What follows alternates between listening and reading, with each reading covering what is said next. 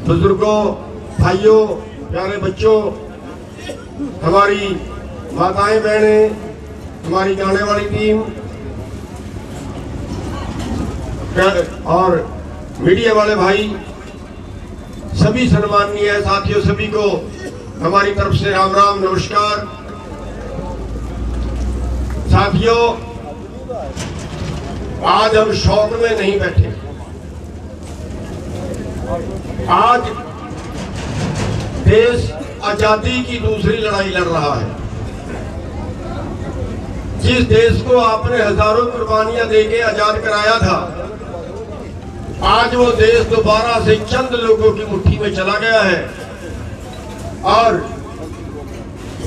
केवल चंद लोगों की मुट्ठी में ही नहीं चला गया, बल्कि चंद लोगों के हाथों में देश की जान चली गई।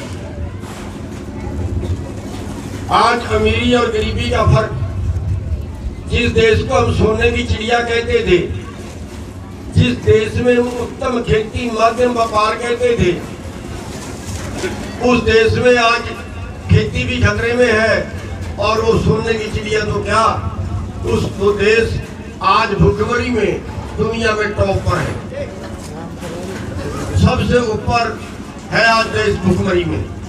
ऐसा नहीं है कि हमारे देश के पास पैसा नहीं है लेकिन व्यवस्था नहीं है। आज देश के जो हमारे नेतागण हैं, जो हमारे नीतिकार हैं, आज वो बेईमान हो गए। आज पैसे से सत्ता, सत्ता से पैसा, फिर पैसे से सत्ता और फिर सत्ता से पैसा, बस यही खेल रह गया है। आज जो सत्ता में जा रहे हैं वो पैसा कमाने के लिए या चौधर करने के लिए जा रहे हैं, जनता की सेवा करने के लिए राज में नहीं जा रहे। जनता को सुखी रखने के लिए उनका कोई मकसद नहीं है। आज आप देखें, देश में आधे एमपी आज कंपनियों के मालिक हैं। देश के राज्यसभा के मेंबर जो किसी वर्ग के नुमाइंदे लिए जाते हैं या किसी चीज के स्पेशलिस्ट लिए जाते हैं, जो चुनाव नहीं लड़ते और जिनकी सेवा की देश को जरूरत है, किसी विशेष चीज के ज्ञाता है, उनको राज्यसभा का मेंबर लेना होता है। लेकिन आज आते राज्यसभा के मेंबर कंपनियों के मालिक हैं, क्योंकि वो चंदा देते हैं, वो फंड देते हैं, वो पैसे देते हैं राजनीतिक पार्टी, यानी पैसे से सीटें खरीदते हैं। आज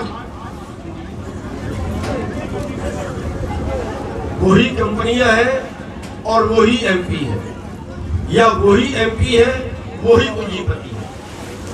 और यही कारण है कि आज जितने कानून बन रहे हैं वो देश में पूंजीपतियों को और अमीर बनाने के लिए बने हैं। देश को सुखी रखने के लिए कानून हमारे देश में नहीं बनते। आज आप देखें, हमें एक एक करके मार रहे हैं। हमें इकट्ठे होने की जरूरत है साथियों।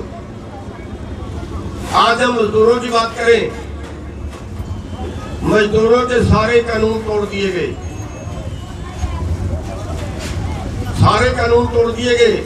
अब फैक्ट्री वाला 8 घंटे की बजाय 16 घंटे काम करा सकता है। लेबर कानून तोड़ दिए गए।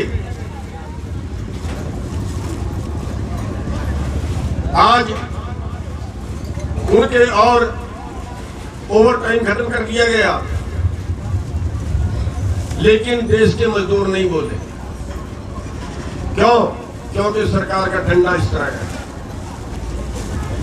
आज बाजार के कारोबार, बाजार को कंगाल कर दिया गया। आज आप बाजार में जाके हालत देखिए, दुकानों वाले रो रहे हैं। सारा कारोबार मॉल छीन के ले गए, कंपनियां छीन के ले गई। जो बाकी कसर थी ऑनलाइन शुरू हो गया। अगले 3 साल में 4 गुना कारोबार ऑनलाइन बढ़ेगा और पूरे बाजार का माल खत्म, पूरे बाजार का जो कारोबार है वो खत्म। यहाँ की 65% आबादी उसकी जीविका खेती थी। इस पूरी खेती को कारपोरेट के हवाले, इस पूरी खेती को कंपनियों के हवाले कर रहे हैं। जिसके लिए आप लड़ रहे हैं।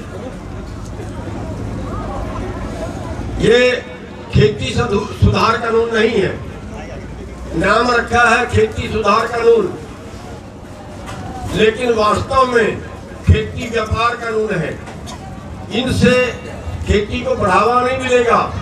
11 मीटिंगें हुई केंद्र सरकार से और हमने उन मीटिंगों में सवाल किए कि इन कानूनों से किसान का फायदा कैसे होगा, वो बता दें। 11 मीटिंगों में नहीं बता पाए किसान का फायदा कैसे होगा। हाँ, हमारी मीटिंगों के बाद उन्होंने एक सवाल कर दिया कि इन कानूनों में काला क्या है। हमने बुकलेट लिखी, किताब लिखी और वो सरकार को भेजी कि सरकार पढ़ लेके इन कानूनों में काला क्या है। छोटे पॉइंट से बड़े पॉइंट तक उस किताब के अंदर लिख दिया, उस बुकलेट के अंदर लिख दिया और सरकार से पूछा कि अब सरकार इसी तरह की बुकलेट बनवाए, छपवाए, लिख के बताए देश को कि इन कानूनों से किसानों को फायदा कैसे होगा। ये बताने के बाद उनके लिए कुछ नहीं है। साथियों, ये देश का एग्रो बिजनेस, खेती व्यापार, ये कंपनियों के हवाले करने के कानून है और इससे पूरे देश यानी पैदा करने वाला और खाने वाला दोनों कारपोरेट के ऊपर, दोनों कंपनियों के ऊपर निर्भर होंगे। इन कानूनों के तहत सरकार खेती से बाहर होगी, सरकार खेती की दखल अंदाजी से बाहर होगी, जिसमें उन्होंने ये कहा कि अब आपको आजाद कर दिया, आप कहीं बेचे, कुछ पैदा करें, कुछ ना पैदा करें, आपकी मर्जी। अब उससे ये होने वाला है कि आपको वर्ल्ड मार्केट का मुकाबला करना पड़ेगा।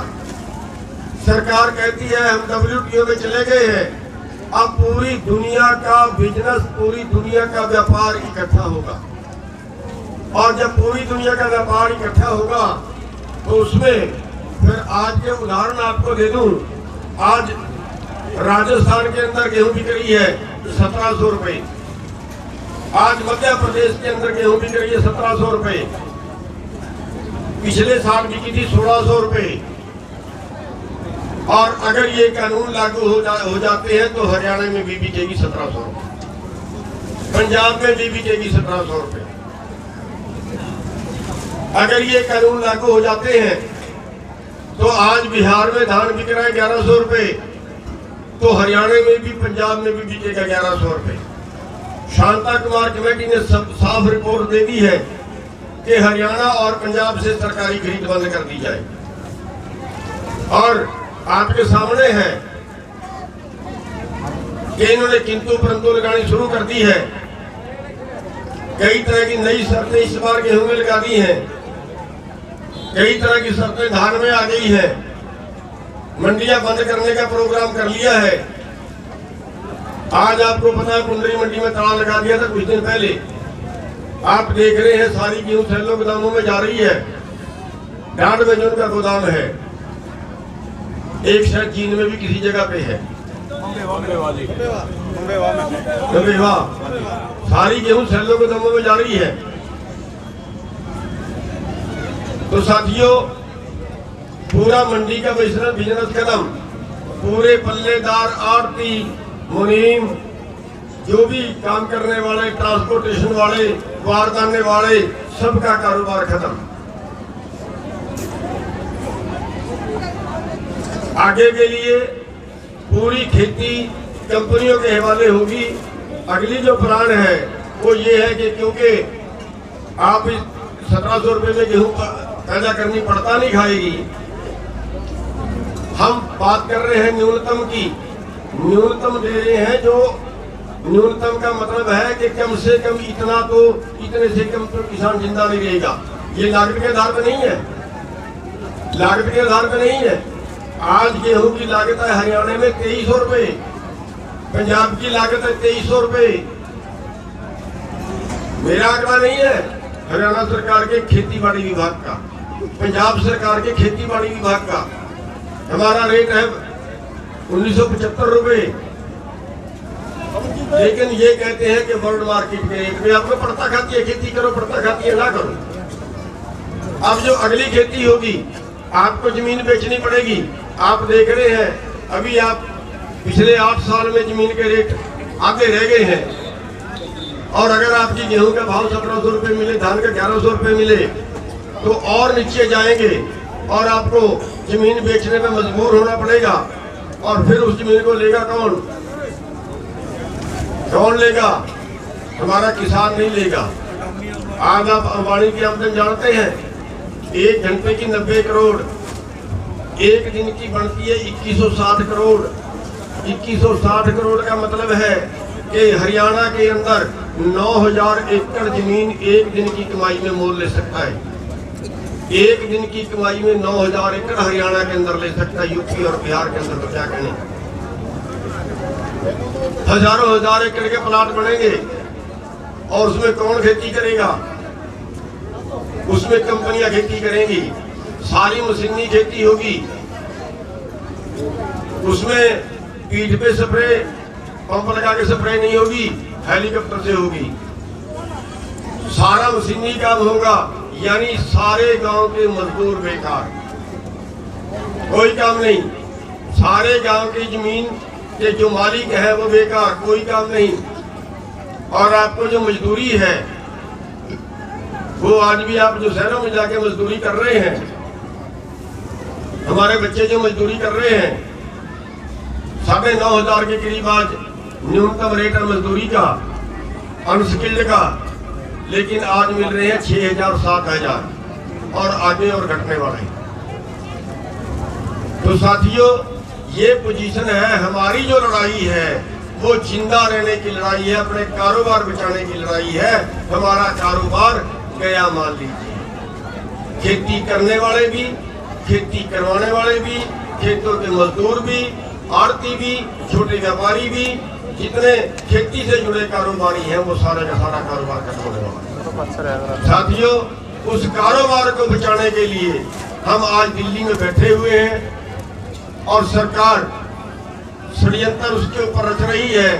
अभी आप रोज खबरें सुन रहे हैं, कोरोना आ गया, कोरोना आ गया, जबकि कोरोना नाम की कोई बीमारी दुनिया में पैदा नहीं हुई। अगर कोरोना होता, हम इतने दिनों से वहां पे बैठे हुए हैं, अभी तक तो हजारों किसान मर चुके होते। एक भी आदमी, एक भी किसान कोरोना से नहीं मरा। 350 किसान शहीद हो चुके हैं वहां, लेकिन कोरोना से एक भी किसान नहीं मरा। सारे देश में हम घूम के आए, बड़ी बड़ी रैलियां की, वहां लाखों लाख लोग इकट्ठे हुए, एक भी आदमी को कोरोना नहीं हुआ। अभी कोरोना के नाम से डंडा बजाने की तैयारी कर रहे हैं। अभी कह रहे हैं कोरोना के नाम से जैसे मुसलमानों को बदनाम किया था, ऐसे आपके धर्मों को बदनाम करेंगे, ऐसे किसानों को बदनाम करेंगे और फिर कहेंगे आंदोलन बंद करिए, नहीं बंद करते जबरदस्ती करवाएंगे। साथियों, आपको जागरूक रहने की जरूरत है। जैसे ही आपको पता चले कि दिल्ली में डंडा परेड शुरू कर दी है, जैसे ही आपको चले कि दिल्ली में गोलियां मारनी शुरू कर दी है, रात भी हो तो रात भी उठ के चल पड़ो। साथियों, आज सरकार की क्रूरता का हमें मुकाबला करना है। बिल्कुल शांति प्रिय तरीके से करेंगे, हम किसी को लठ नहीं मारेंगे, हम किसी का कुछ नहीं करेंगे, लेकिन शहीदियां देंगे, गोलियां खाएंगे, डंडे खाएंगे, मौके पे जो मर्जी सरकार करे हम हाथ नहीं उठाएंगे। लेकिन सरकार ये मत सोच ले कि ऐसे ही उठ को घर के चले जाएंगे, उनकी गोलियों से करते, उनके लठों से करते घर पर चले जाएंगे, कुर्बानियां देंगे वहीं पे, शहीदियां चाहे कितनी चाहे जलियांवाला बाग भी बढ़ा दें, लेकिन हम उठ के घर को नहीं जाएंगे। साथियों, आपको बधाई देना चाहूंगा कि खटखट टोल प्लाजा आज नंबर 1 पे चल रहा है। पूरे हरियाणा के अंदर नंबर 1 पे जो भीड़ है तो खटखट टोल प्लाजा भी। और आज अपने आप को सौभाग्यशाली भी मानता हूँ कि आप लोगों के बहादुर इलाके के बहादुर लोगों के आज मैं दर्शन कर रहा हूँ। बहादुर इलाके में आज खड़ा हूँ, जिस इलाके ने हर जुल्म के टाइम में हर जुल्म का मुकाबला किया है, सब सरकारों का मुकाबला किया है। यहाँ का इतिहास है और सारी सरकारें अगर डरती हैं तो जींद के इलाके से सबसे ज्यादा डरती है। साथियों, ये वो इलाका है चाहे कुर्बानियां कितनी भी देनी पड़ी हो, लेकिन कभी डंडे में पीछे नहीं हटा, कभी कुर्बानियों में पीछे नहीं हटा। तो मैं आज अपने आप को सौभाग्यशाली मानता हूँ, आपके इलाके में खड़ा हूँ। साथियों, ये आंदोलन हमें तब तक लड़ना है जब तक हम जीत नहीं जाते, चाहे इसमें कितना भी टाइम लग जाए, कितनी भी कुर्बानियां हैं। तो साथियों, बस मैं इतनी सी विनती करूंगा कि बहुत से लोगों का काम निपट गया होगा, कुछ लोगों का रह भी रहा होगा। जिन भाइयों का काम निपट गया है वो यहाँ भी आए और यहाँ से कुछ हिस्सा दिल्ली के धरनों में ही भेजते हैं।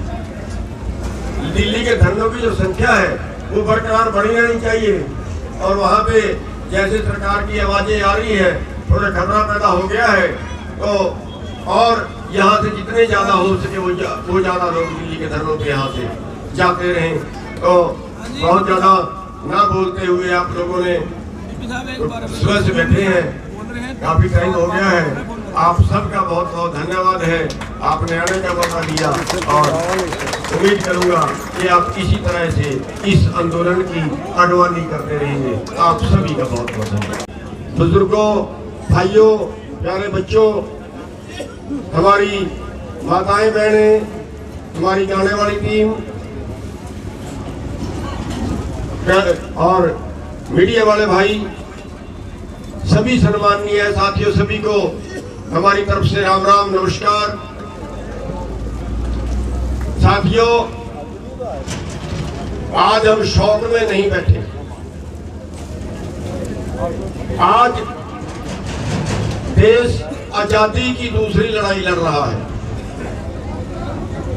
जिस देश को आपने हजारों कुर्बानियां देके आजाद कराया था, आज वो देश दोबारा से चंद लोगों की मुट्ठी में चला गया है, और केवल चंद लोगों की मुट्ठी में ही नहीं चला गया, बल्कि चंद लोगों के हाथों में देश की जान चली गई। आज अमीरी और गरीबी का फर्क, जिस देश को हम सोने की चिड़िया कहते थे, जिस देश में हम उत्तम खेती माध्यम व्यापार कहते थे, उस देश में आज खेती भी खतरे में है, और वो सोने की चिड़िया तो क्या, वो देश आज भुखमरी में दुनिया में टॉप पर है, सबसे ऊपर है आज देश भुखमरी में। ऐसा नहीं है कि हमारे देश के पास पैसा नहीं है, लेकिन व्यवस्था नहीं है। आज देश के जो हमारे नेतागण हैं, जो हमारे नीतिकार हैं, आज वो बेईमान हो गए। आज पैसे से सत्ता, सत्ता से पैसा, फिर पैसे से सत्ता, और फिर सत्ता से पैसा, बस यही खेल रह गया है। आज जो सत्ता में जा रहे हैं वो पैसा कमाने के लिए या चौधर करने के लिए जा रहे हैं, जनता की सेवा करने के लिए राज में नहीं जा रहे। जनता को सुखी रखने के लिए उनका कोई मकसद नहीं है। आज आप देखें, देश में आधे एमपी आज कंपनियों के मालिक हैं। देश के राज्यसभा के मेंबर जो किसी वर्ग के नुमाइंदे लिए जाते हैं या किसी चीज के स्पेशलिस्ट लिए जाते हैं, जो चुनाव नहीं लड़ते और जिनकी सेवा की देश को जरूरत है, किसी विशेष चीज के ज्ञाता है, उनको राज्यसभा का मेंबर लेना होता है। लेकिन आज आते राज्यसभा के मेंबर कंपनियों के मालिक हैं, क्योंकि वो चंदा देते हैं, वो फंड देते हैं, वो पैसे देते हैं राजनीतिक पार्टी, यानी पैसे से सीटें खरीदते हैं। आज वही कंपनियां हैं और वही एमपी है, या वही एमपी है वही पूंजीपति है। और यही कारण है कि आज जितने कानून बन रहे हैं वो देश में पूंजीपतियों को और अमीर बनाने के लिए बने हैं, देश को सुखी रखने के लिए कानून हमारे देश में नहीं बनते। आज आप देखें, हमें एक एक करके मार रहे हैं, हमें इकट्ठे होने की जरूरत है साथियों। आज हम मजदूरों की बात करें मजदूरों के सारे कानून तोड़ दिए गए, सारे कानून तोड़ दिए गए। अब फैक्ट्री वाला 8 घंटे की बजाय 16 घंटे काम करा सकता है। लेबर कानून तोड़ दिए गए। आज उनके और ओवर टाइम खत्म कर दिया गया, लेकिन देश के मजदूर नहीं बोले। क्यों? क्योंकि सरकार का डंडा इस तरह है। आज बाजार के कारोबार, बाजार को कंगाल कर दिया गया। आज आप बाजार में जाके हालत देखिए, दुकानों वाले रो रहे हैं। सारा कारोबार मॉल छीन के ले गए, कंपनियां छीन के ले गई। जो बाकी कसर थी ऑनलाइन शुरू हो गया। अगले 3 साल में 4 गुना कारोबार ऑनलाइन बढ़ेगा और पूरे बाजार का माल खत्म, पूरे बाजार का जो कारोबार है वो खत्म। यहाँ की 65% आबादी उसकी जीविका खेती थी। इस पूरी खेती को कारपोरेट के हवाले, इस पूरी खेती को कंपनियों के हवाले कर रहे हैं, जिसके लिए आप लड़ रहे हैं। ये खेती सुधार कानून नहीं है, नाम रखा है खेती सुधार कानून, लेकिन वास्तव में खेती व्यापार कानून है। इनसे खेती को बढ़ावा नहीं मिलेगा। 11 मीटिंगें हुई केंद्र सरकार से और हमने उन मीटिंगों में सवाल किए कि इन कानूनों से किसान का फायदा कैसे होगा, वो बता दें। 11 मीटिंगों में नहीं बता पाए किसान का फायदा कैसे होगा। हाँ, हमारी मीटिंगों के बाद उन्होंने एक सवाल कर दिया कि इन कानूनों में काला क्या है। हमने बुकलेट लिखी, किताब लिखी और वो सरकार को भेजी कि सरकार पढ़ लेके इन कानूनों में काला क्या है। छोटे पॉइंट से बड़े पॉइंट तक उस किताब के अंदर लिख दिया, उस बुकलेट के अंदर लिख दिया।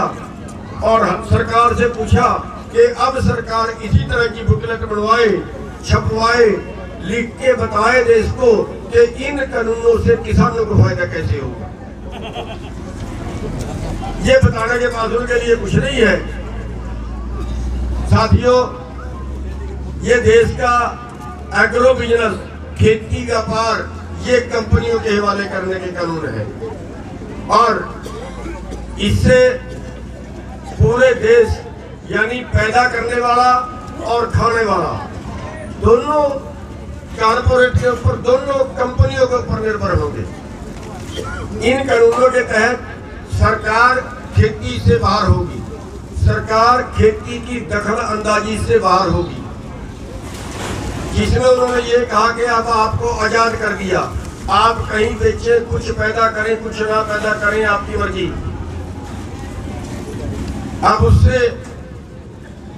उससे ये होने वाला है कि आपको वर्ल्ड मार्केट का मुकाबला करना पड़ेगा। सरकार कहती है हम WTO में चले गए हैं, अब पूरी दुनिया का बिजनेस, पूरी दुनिया का व्यापार इकट्ठा होगा और जब पूरी दुनिया का व्यापार इकट्ठा होगा तो उसमें फिर आज के उदाहरण आपको दे दूं। आज राजस्थान के अंदर गेहूं बिक रही है 1700 रुपए, आज मध्य प्रदेश के अंदर गेहूं बिक रही है 1700 रुपए, पिछले साल बिकी थी 1600 रुपए। और अगर ये कानून लागू हो जाते हैं तो हरियाणा में भी बिकेगी 1700 रुपए, पंजाब में भी बिकेगी 1700 रुपए। अगर ये कानून लागू हो जाते हैं तो आज बिहार में धान बिक रहा है 1100 रुपए, तो हरियाणा में भी, पंजाब में भी बिकेगा 1100 रुपए। शांता कुमार कमेटी ने साफ रिपोर्ट दे दी है कि हरियाणा और पंजाब से सरकारी खरीद बंद कर दी जाए। और आपके सामने है कि इन्होंने किंतु परंतु लगानी शुरू कर दी है। कई तरह की नई शर्तें इस बार गेहूं में लगा दी हैं, कई तरह की शर्तें धान में आ गई है, मंडियां बंद करने का प्रोग्राम कर लिया है। आज आपको पता है कुंडली मंडी में ताला लगा दिया था कुछ दिन पहले। आप देख रहे हैं सारी गेहूं सैलो गोदामों में जा रही है, 1.5 महीने का गोदाम है। एक शायद चीन में भी किसी जगह पे है।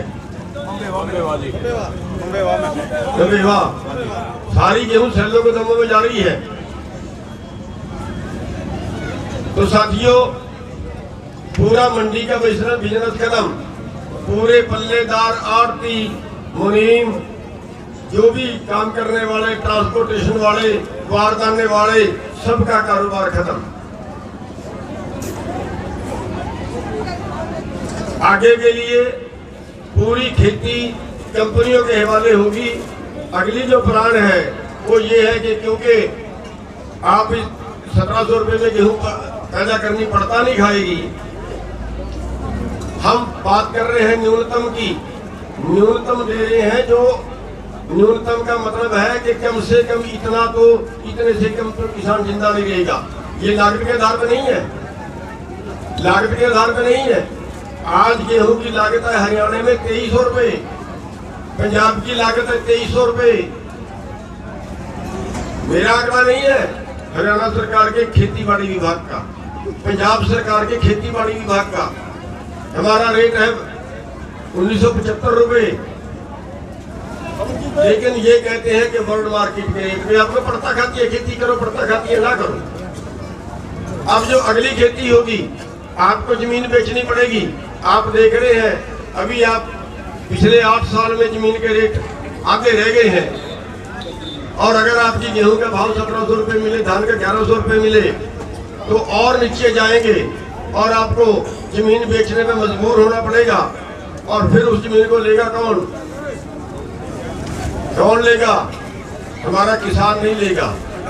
आज आप अंबानी की आमदन जानते हैं, 1 घंटे की 90 करोड़, एक दिन की बनती है 2160 करोड़। 2160 करोड़ का मतलब है कि हरियाणा के अंदर 9000 एकड़ जमीन एक दिन की कमाई में मोल ले सकता है। एक दिन की कमाई में 9000 एकड़ हरियाणा के अंदर ले सकता है। यूपी और बिहार के अंदर तो क्या कहने, हजारों हजार एकड़ के प्लाट बनेंगे, और उसमें कौन खेती करेगा?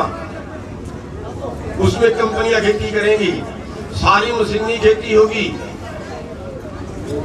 उसमें पीठ पे स्प्रे, पंप लगा के स्प्रे नहीं होगी, हेलीकॉप्टर से होगी।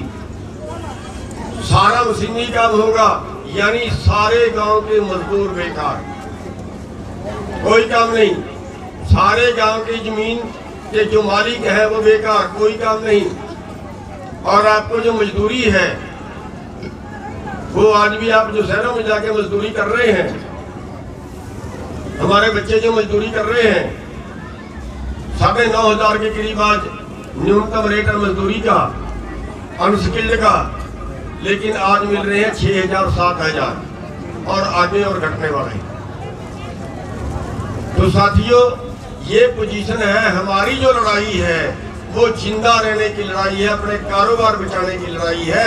हमारा कारोबार गया मान लीजिए, खेती करने वाले भी, खेती करवाने वाले भी, खेतों के मजदूर भी, आड़ती भी, छोटे व्यापारी भी, जितने खेती से जुड़े कारोबारी हैं, वो सारा का सारा कारोबार खत्म होने वाला है। साथियों, उस कारोबार को बचाने के लिए हम आज दिल्ली में बैठे हुए हैं, और सरकार षड्यंत्र उसके ऊपर रच रही है।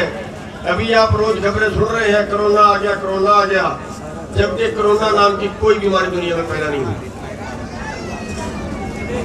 अगर कोरोना होता, हम इतने दिनों से वहां पे बैठे हुए हैं, अभी तक तो हजारों किसान मर चुके होते। एक भी आदमी, एक भी किसान कोरोना से नहीं मरा। 350 किसान शहीद हो चुके हैं वहाँ, लेकिन कोरोना से एक भी किसान नहीं मरा। सारे देश में हम घूम के आए, बड़ी बड़ी रैलियां की, वहां लाखों लाख लोग इकट्ठे हुए, एक भी आदमी को कोरोना नहीं हुआ। अभी कोरोना के नाम से डंडा बजाने की तैयारी कर रहे हैं।